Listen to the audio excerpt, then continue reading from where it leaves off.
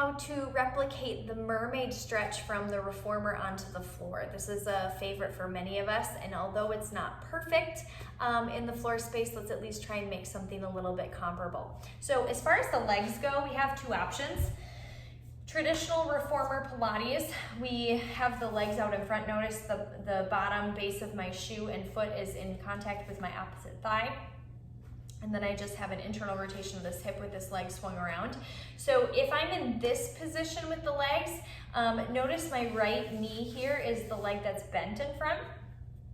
That's how I know which arm to put up and over. So from here, this left hand can just kind of grasp either the outside of the thigh or the shin, wherever it's comfortable. And I want you to think about lengthening your spine before you tip up and over. And so naturally, because of the position we're in, the right hip is going to be pretty much planted towards the ground, and we want that. That's a good thing. Now, you can stay here in the center body stretch, or I really like to add a little bit of rotation forward and a little rotation up and back, looking towards the sky, and just gently breathing here, focusing on specifically opening up through that right side body space.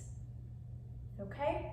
Alternatives to this position, if you don't like this, you can always just find a little bit more like a side sit. This is where it is a little bit more important to take that left hand, grasp on the outside of that right thigh, and then reach up and over. And I encourage people to try out both of these because I personally do feel a little bit different stretch sensation.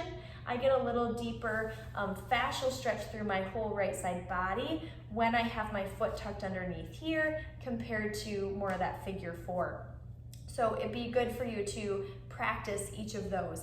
Obviously, turning around and switching this and practicing the mermaid on both sides would be valuable, and really working on nice, easy breathing, tall posture and spine as you do this.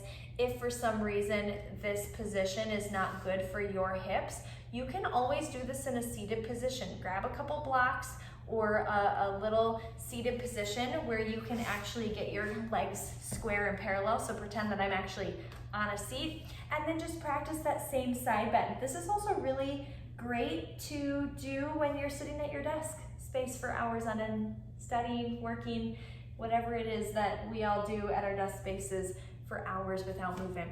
So those are a few strategies to get some side bending and rotation through the spine and the rib cage, and I hope that you find this video helpful.